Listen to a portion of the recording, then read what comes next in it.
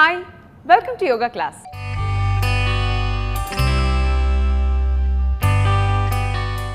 ఈ రోజు యోగా క్లాస్ లో కృష్ణ గారు మనకు ఏ ఆసనం నేర్పించబోతున్నారో చూద్దాం.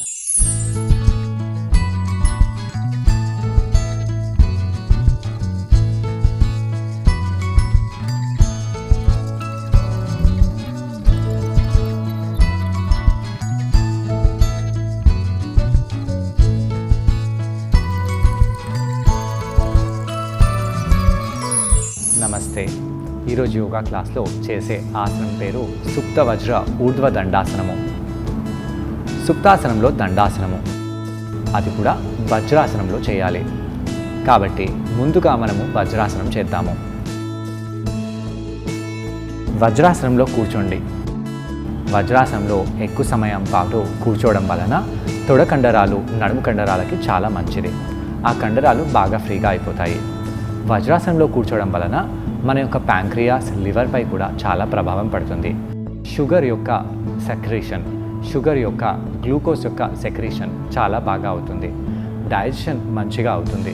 అందుగురించి తిన్న తర్వాత మనం వజ్రాసనంలో కూర్చోవాలి. కాబట్టి ఇప్పుడు మనం వజ్రాసనంలో కూర్చొని కొంత ప్రాణాయామం చేద్దాము.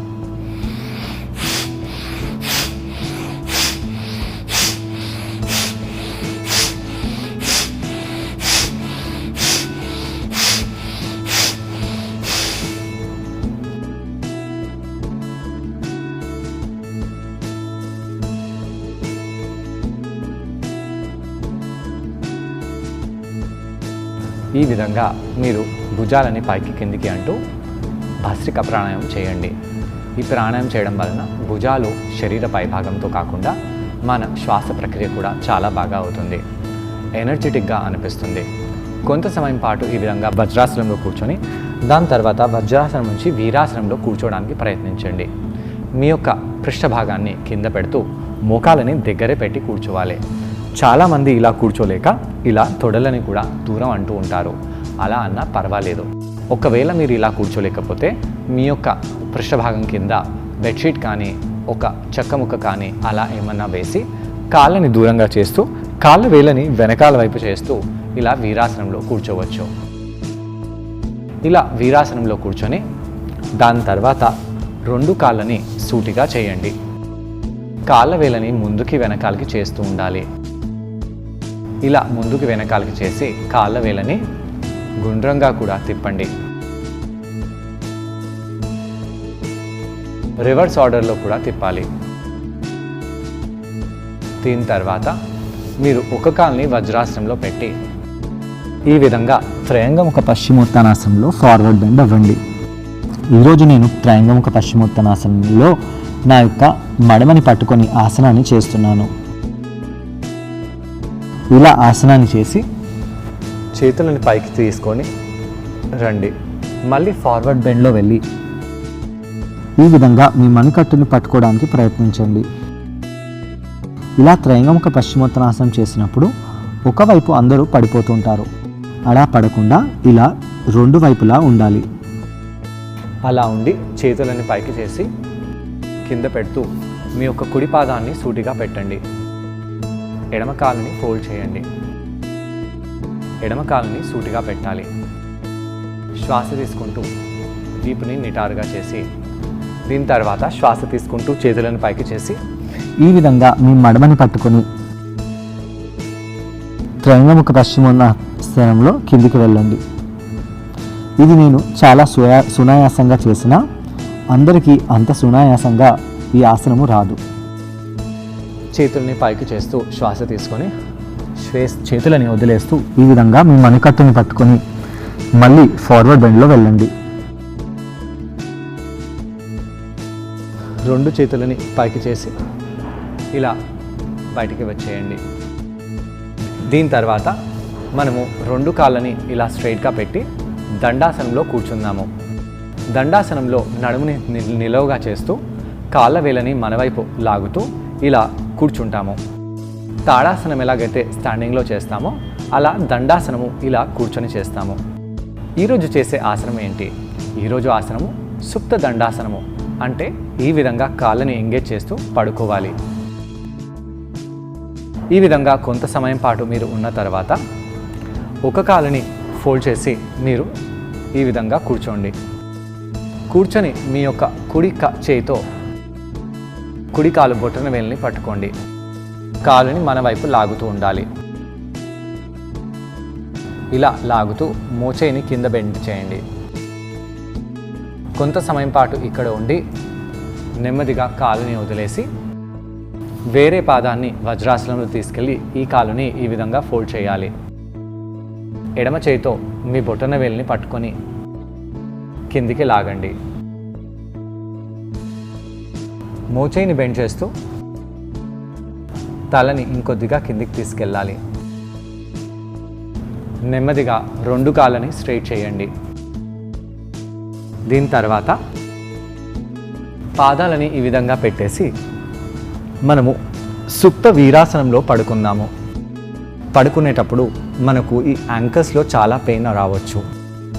ఇక్కడ మీరు ఏదైనా బెడ్షీట్ అలా పెట్టి నెమ్మదిగా ముందు సగం సుప్త వీరాసనము, దాని తర్వాత పూర్తిగా సుప్త వీరాసనంలో రావచ్చు. సుప్త వీరాసనంలో చేతులను ఇక్కడ పెట్టకుండా తొడలపై కూడా పెట్టి మోకాలని దగ్గరగా కూడా తీసుకొని రావచ్చు. ఇది కష్టంగా ఉన్నా మీ తొడ కండరాలకి చాలా మంచిది. ముఖ్యంగా రన్నర్స్ అంటే ఎవరైతే బాగా పరిగెత్తుతారో వాళ్ళకి ఈ ఆసనము చాలా మంచిది. ఈ విధంగా కొంత సమయం పాటు ఉండండి. ముఖ్యంగా మీరు ఏం చేయాలి, ఇక్కడ వీపులో వంపు కంపల్సరిగా కొద్దిగా అయినా ఉంటుంది. ఆ వంపుని తగ్గించడానికి ప్రయత్నిస్తూ పొట్ట కండరాలని మీరు లోపలికి చేస్తూ ఉండాలి. అలా చేయడం వలన మీ యొక్క వీపులో నడుములో ఫ్లెక్సిబిలిటీ అనేది బాగా పెరుగుతుంది. కొంత సమయం పాటు ఈ విధంగా సుప్త వీరాసనం చేసిన తర్వాత మీ ఒక కాలుని ఈ విధంగా ఫోల్డ్ చేయండి. ఫోల్డ్ చేసి మీ యొక్క కాలుని ఈ విధంగా సూటిగా చేయడానికి ప్రయత్నించాలి. మీ యొక్క హ్యామ్స్ట్రింగ్ కండరాన్ని పట్టుకుంటూ ఈ విధంగా సూటిగా చేయండి. దాని తర్వాత కుడి కాలు బొటన వేలుని కుడి చేతితో పట్టుకోండి. ఎడమ కాలు మడమని ఎడమ చేతితో పట్టుకోవాలి. అలా పట్టుకొని ఈ విధంగా మీరు కుడి కాలుని స్ట్రెచ్ చేయాలి. దండాసనంలో ఏ విధంగా అయితే మీరు కాళ్ళ వేలని మీ వైపు లాగుతూ స్ట్రెచ్ చేస్తారో అదే విధంగా స్ట్రెచ్ చేయాలి. అయితే ఇలా స్ట్రెచ్ చేస్తూ మన వైపు లాగగానే మోకాలు కూడా పైకి వచ్చేస్తుంది. దాంతో ఏంటి అర్థం అంటే మన మోకాలు, హ్యామ్స్ట్రింగ్, నడుము ఇవన్నీ సరిగ్గా అలైన్మెంట్ కాలేదన్నమాట. ఈ విధంగా కాలు వేళ్ళని దూరం చేస్తూ మీ మోకాలులో తొడని కిందికి చేస్తూ ఉండండి.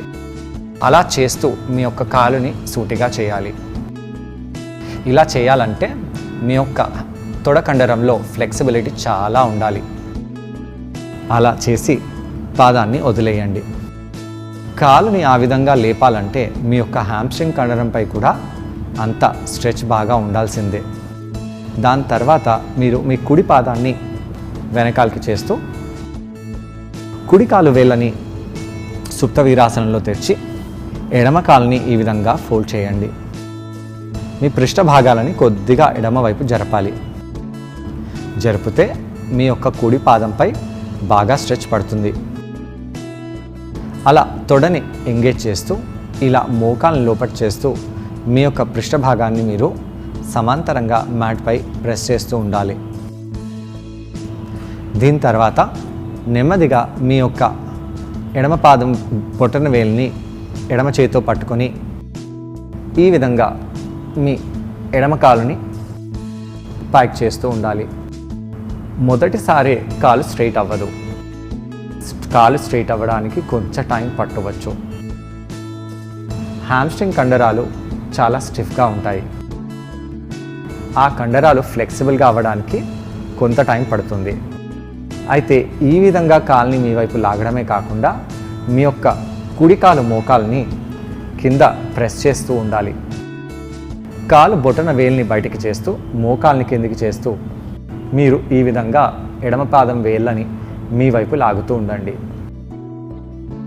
కొంత సమయం పాటు ఆసనంలో ఉండి దాని తర్వాత పాదాన్ని కింద పెట్టేసేయండి. కుడి కాల్ని కూడా మీరు ఈ విధంగా తీసుకొని రావచ్చు.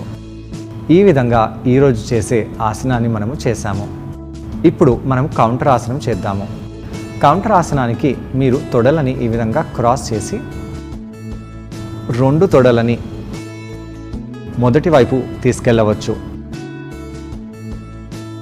అదేవిధంగా రెండో వైపు కూడా మీ తొడలని అదేవిధంగా ఫోల్డ్ చేసి రెండో వైపు కూడా తీసుకెళ్ళవచ్చు. ఈ విధంగా ట్విస్ట్ చేస్తూ తొడ కండరాలకి రెస్ట్ ఇస్తూ మీరు రిలాక్స్ అవ్వండి. దాని తర్వాత పాదాలని సూటిగా చేసి మీరు శవాసనంలో వెళ్ళి పడుకోవాలి. ఈ ఆసనాన్ని ట్రై చేయడానికి నేను కూడా జాయిన్ అవబోతున్నాను. నన్ను కృష్ణ గారిని చూసి ఈ ఆసనాన్ని మీరు కూడా ట్రై చేయండి. నమస్తే. ఈరోజు యోగా క్లాస్లో మనము చేసే ఆసనం పేరు సుప్త వజ్ర ఊర్ధ్వ దండాసనము. ఈ ఆసనం చేసే ముందు ఎలాంటి వార్మప్ చేస్తే బాగా ఉంటుంది తెలుసుకుందాము. ముందుగా మీరు వజ్రాసనంలో కూర్చోండి. వజ్రాసనంలో కూర్చొని మనము ప్రాణాయామం చేయవచ్చు, లేదా మీరు కళ్ళు మూసివేసి అలానే ధ్యానం చేసి కూడా కూర్చోవచ్చు. వజ్రాసనంలో కూర్చోవడం వలన మన తొడ కండరాలు, వీపు నిటారుగా అవుతాయి. తొడ కండరాలపై బాగా ప్రెషర్ పడుతుంది. దానితో తొడ కండరాలు, కాఫ్ కండరాలపై ప్రెషర్ పడి ఆ కండరాలకి ఫ్లెక్సిబిలిటీ అనేది పెరుగుతుంది. కండరంపై ప్రెషర్ పడి మనం ఎప్పుడైతే స్క్వీజ్ చేస్తామో దాంతో కండరం బాగా పనిచేస్తుంది. ఇలా కొంత సమయం పాటు వజ్రాసనంలో కూర్చొని దాని తర్వాత చేతులని వెనకాలకి చేసి మనము ఒకసారి నడుములని పైకి చేద్దాము. ఇలా చేయడం వలన మన హిప్స్ బాగా ఫ్లెక్సిబుల్ అవుతాయి. మనము నడుముని ముందుకు చేయకూడదు, తొడలని బాగా పైకి చేయాలి. దాంతో తొడలలో పడే స్ట్రెచ్ బాగా పెరుగుతుంది. చేతులని కొద్దిగా దగ్గరగా తెచ్చుకొని మళ్ళీ ఇంకోసారి ఈ స్ట్రెచ్ని చేయండి. పృష్ఠ భాగాన్ని స్క్వీజ్ చేస్తూ మీరు తొడలని ముందుకు చేయవచ్చు, స్క్వీజ్ చేసుకోవచ్చు. అలా చేసి మీరు మళ్ళీ వజ్రాసనంలో కూర్చోండి. దాని తర్వాత మీరు కాళ్ళ వేళ్ళని దూరంగా చేస్తూ మీ పృష్ఠ భాగాన్ని మ్యాట్ పై పెట్టేలాగా చూడాలి. అంటే వీరాసనము. వీరాసనంలో కూర్చునేలాగా మీరు ప్రయత్నించండి. కొంత సమయం పాటు ఇలా మీరు కూర్చోవాలి. వీరాసనంలో మీరు కూర్చోలేకపోతే చేతులని ఈ విధంగా వెనకాల పెట్టి సపోర్ట్ తీసుకోవడమో, లేదా మీ పృష్ఠభాగం కింద ఏదైనా చెక్క ముక్కనో లేదా టవల్నో బెడ్షీట్నో కానీ పెట్టి మీరు కూర్చోవచ్చు. అలా కూర్చొని నెమ్మదిగా ఆసనం నుంచి బయటికి వచ్చేసి మీరు కాళ్ళని స్ట్రైట్గా చేయండి. 2 కాళ్ళ వేళ్ళని ముందుకి వెనకాలకి చేయాలి. ఇలా ముందుకి వెనకాలకి చేస్తూ కాళ్ళ కింది భాగంలో ఉండే కండరము అంటే హామ్స్ట్రింగ్ కండరంపై ఫ్లెక్సిబిలిటీని పెంచుకోండి. దీని తర్వాత కుడి కాలుని సూటిగా పెట్టి ఎడమ పాదాన్ని మీరు వజ్రాసనంలో తీసుకొని రండి. చేతులని పైకి చేసి శ్వాస తీసుకోవాలి. ఫార్వర్డ్ బెండ్లో వెళ్ళండి. చేతులని పైకి చేసి శ్వాస తీసుకోవాలి. ఫార్వర్డ్ బెండ్లో వెళ్ళండి. కాళ్ళ వేళ్ళని మీ వైపు లాగుతూ ఉండండి. అలా లాగుతూ మీరు తలని మోకాల వైపు తీసుకొని రావాలి. కుడి పృష్ఠభాగం అయితే కింద ఉంది, కానీ ఎడమ పృష్ఠభాగాన్ని కూడా మ్యాట్పై తాగేలాగా పెట్టాలి. దీని తర్వాత మీరు కాళ్ళని మార్చండి.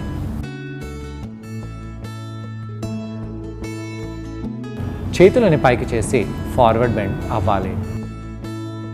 ఇలా ఫార్వర్డ్ బెండ్లో వచ్చేసి తలని మోకాల వైపు తీసుకెళ్ళండి. శ్వాస తీసుకుంటూ మళ్ళీ పైకి రండి. శ్వాస వదిలేస్తూ మళ్ళీ ఫార్వర్డ్ బెండ్లో వెళ్ళాలి.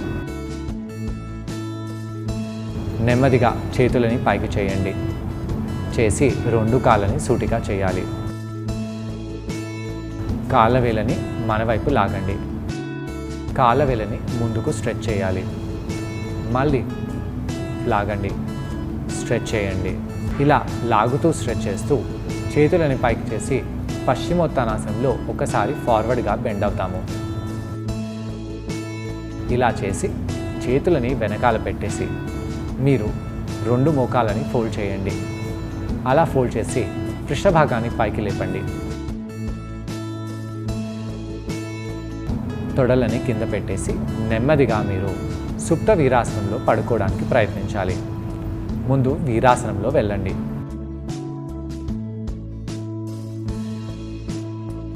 అలా కూర్చొని నెమ్మదిగా చేతులను వెనకాలకి చేస్తూ మీరు కంప్లీట్గా వీపుపై పడుకోవడానికి ప్రయత్నించి అలానే పడుకోవాలి.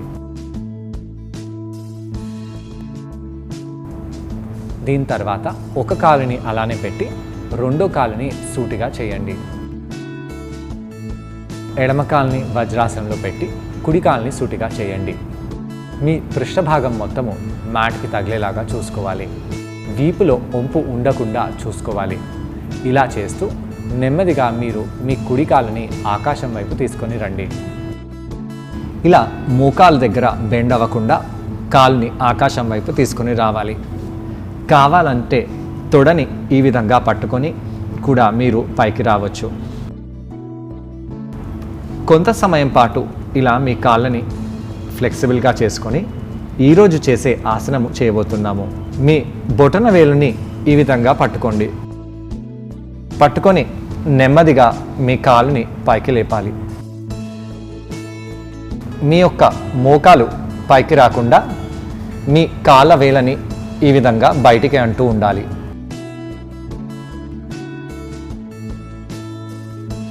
దాని తర్వాత నెమ్మదిగా మీ పాదాన్ని కింద పెట్టేసేయండి. రెండో పాదాన్ని కూడా మీరు వజ్రాసనంలో తీసుకెళ్ళండి.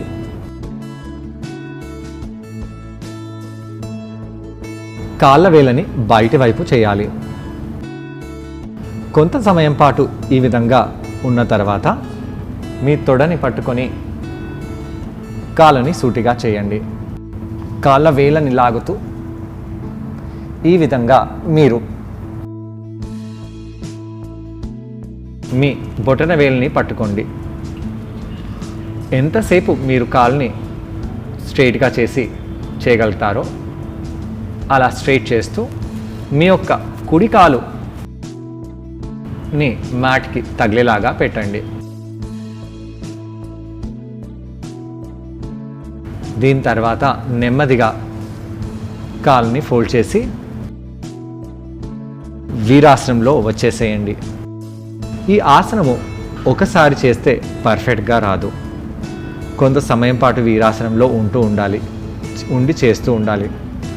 మళ్ళీ కుడి కాలుని పైకి చేసి కుడి బొటన వేలుని పట్టుకొని ఈ విధంగా ఆకాశం వైపు లేపాలి. అయితే ఆకాశం వైపు లేపినప్పుడు మీ ఎడమ మోకాలు ఈ విధంగా పైకి వస్తే మంచిది కాదు. కాళ్ళ వేలని ఈ విధంగా చేస్తూ ఎడమ మోకాల్ని మ్యాట్కి తగిలేలాగా దగ్గరగా తెస్తూ అప్పుడు మీరు కుడి కాలు వేళ్ళని ఈ విధంగా సూటిగా చేసి లాగాలి. కాలు వెనకాల ఉన్న కండరంపై బాగా ప్రభావం పడుతుంది. అలానే కుడి తొడ పృష్ఠభాగంపై కూడా ప్రభావం పడుతుంది. వీపులో ఉన్న ఈ కండరాలపై కూడా బాగా ప్రభావం పడుతుంది.